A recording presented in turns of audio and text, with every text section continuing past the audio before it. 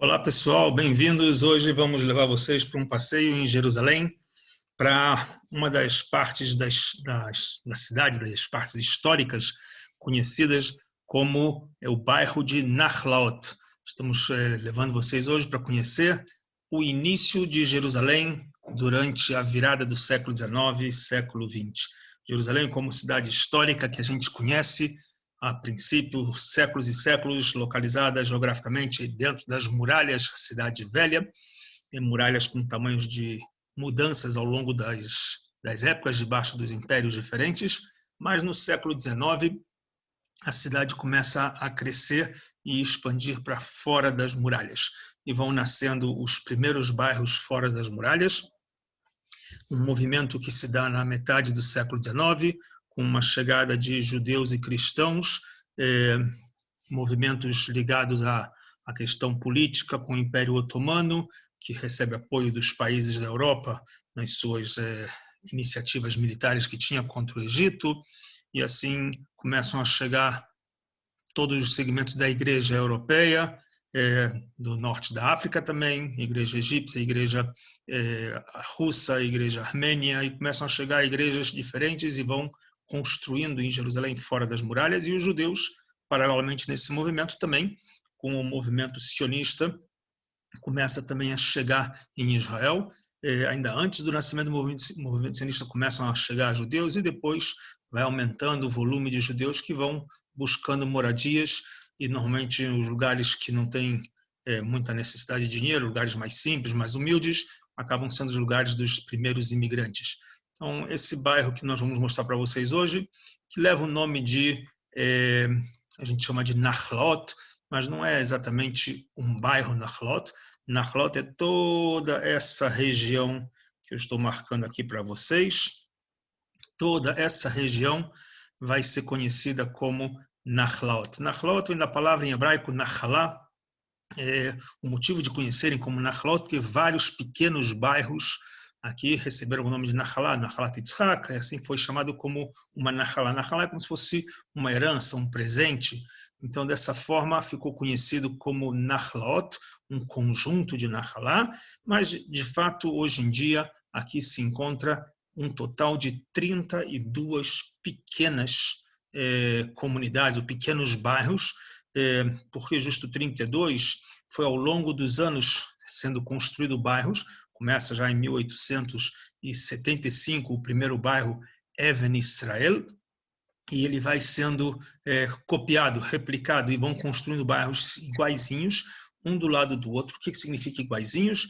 Levando em consideração um pouco da história arquitetônica, final do século XIX, não muito diferente do que acontecia na Europa também, em muitos bairros, o modelo arquitetônico era uma coisa chamada de pátio, hatzer em hebraico, construções das casas ao redor de um pátio comum, um pátio comunitário, que nesse pátio comunitário teriam poços de água, lugar para aquecer a comida, e as casas ficariam ao redor como um cerco de proteção. Então, esses eram os modelos de como viviam os moradores na virada do século XIX, e normalmente, às vezes, lugares públicos como banheiros públicos, porque não todos tinham, nas construções, nos primeiros bairros, dinheiro para ser construções grandes, então eram dormitórios apenas, e as casas teriam um banheiro público para várias casas. Assim funcionava nesses primeiros bairros, e 32 bairros aqui, por isso é conhecido também o apelido dessa região de ser o coração da cidade, porque 32 são as letras em hebraico Lamed Bet, que formam Lev, coração. Então esse é o nosso conhecido Nachlaot, que hoje é um lugar de muito atrativo turístico.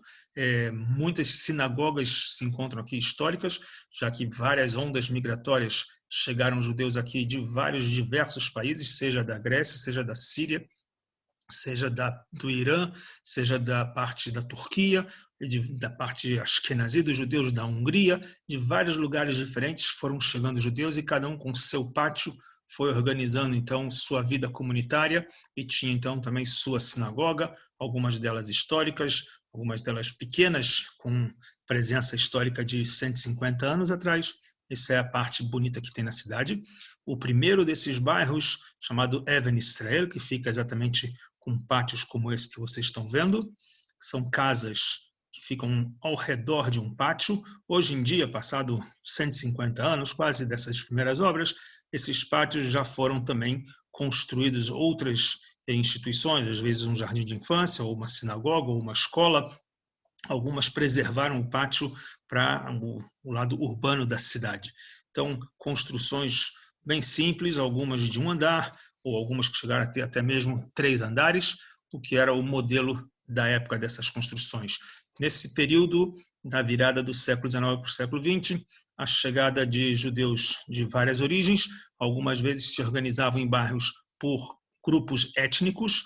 Aqui viviam os persas, aqui viviam os sírios, ali viviam os iraquianos, ali viviam os húngaros. Em alguns outros bairros, eram bairros que eram construídos por patrocínio de filântropos, e aí não era ligado a grupos étnicos, era simplesmente as pessoas carentes que precisavam de lugar para morar. Então era um bairro mais simples, mais pobre. Aqui nesse bairro que nós encontramos, o bairro Ohel Moshe, do lado do bairro Maskeret Moshe, são 2 bairros vizinhos com um nome parecido, Maskeret Moshe e Ohel Moshe, um sefaradi e outro ashkenazi, lembrando o nome Moshe, que é em homenagem a Moshe Montefiore. No centro desse bairro Ohel Moshe temos aqui um pátio, um parquinho, uma área verde conhecida como Bustan Sefaradi, ou Bosque Sefaradi. Aqui famosos que viveram, como o ex-presidente de Israel, Yitzhak Navon, um judeu de origem espanhola, algumas gerações já vivendo em Jerusalém, viveram exatamente também nesse bairro aqui, por trás dessa casa que hoje é uma sinagoga também. Então, essa é parte de um dos pátios que encontramos. Ainda hoje encontramos, junto com esses pátios, poços de águas. Logo vamos mostrar para vocês algumas fotos de poços de água também que serviam para acumular as águas da chuva. Na entrada do bairro, como eu falei, eram fechados e com passagens para dentro do pátio, algumas delas com algum tipo de lembrança ao mentor, ao filântropo, aqueles que construíram os empreendedores. Aqui, uma homenagem a Moshe Montefiore para o bairro Ohel Moshe. Inclusive, uma das sinagogas, das muitas sinagogas que cada bairro tem, aqui leva o nome também de Ohel Moshe, o nome dessa sinagoga. Aqui, como eu falei, o poço de água, muitos desses buracos que eram cavados para as águas das chuvas ficarem acumuladas, e assim eles distribuem as águas para os moradores, as casas ao redor do pátio. Como vocês veem, algumas das casas antigas de apenas um andar, outras reformadas, algumas já melhorzinhas de segundo andar. Durante esses 150 anos, o movimento foi de que, conforme as pessoas iam ganhando mais dinheiro, trabalho, iam mudando para bairros mais modernos. Aqui o bairro Knesset Israel também, um desses bairros, desses 32 bairros, modelo de casas de 2 andares. Como vocês podem ver, as casas praticamente na maior parte tinham só dormitórios, não tinham banheiros, os banheiros eram comunitários, era uma casa para banheiro, para todos poderem utilizar, tinham buracos nos pátios para poder acumular água, construções como essas dos bairros antigos.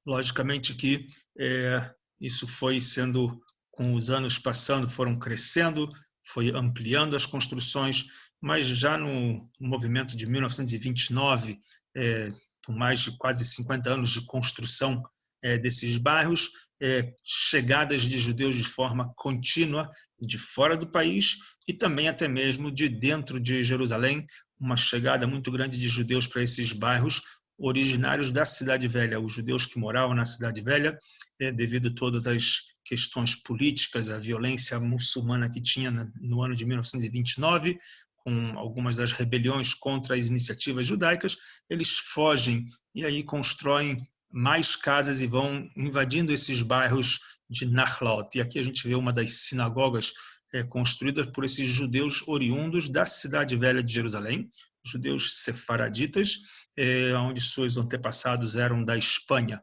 Essa sinagoga com o nome de Hesed Rachamim, até hoje se encontra aberta, visitando muitas pessoas nas horas que tem para visitar do horário das rezas, e todos esses pátios com ruas que cercam o pátio muitas vezes já evoluído. Aqui, por exemplo, foi construído no centro do pátio um centro comunitário, um jardim de infância, o que é muito comum em muitos outros. O bairro de Nachlaot, visto de longe, a gente vê e consegue qualificar ele com seus telhados vermelhinhos. Quem olha numa visão superior consegue identificar bem os quadrantes, os pátios que se encontram. Quem anda pelas suas ruas consegue ver o charme das suas construções, muitas vezes com a coloração azul celeste, bem típica dos judeus orientais, o azul celeste que vai representar a cor de combater o mal olhado, a cor da proteção. Então é bem típico. Alguns dos bairros onde viviam as famílias menos abastadas, famílias bem mais simples, modelos dessas construções antigas, como vocês podem ver, 2 andares. Hoje em dia já não tem mais os banheiros públicos, hoje em dia já com reformas feitas temos nas casas já para banheiros, cozinha, mas bem apertadas, uma sociedade bem mais simples, mas algumas gerações já passadas, aqueles proprietários deixaram para seus filhos e netos, que muitos reinvestiram. Já nos anos 80, o Estado de Israel investe no bairro e começam várias obras, e hoje se torna um ponto de atração. Então, vocês todos convidados para a próxima viagem em Israel, poderem vir também aqui conhecer a nossa cidade. Um abraço.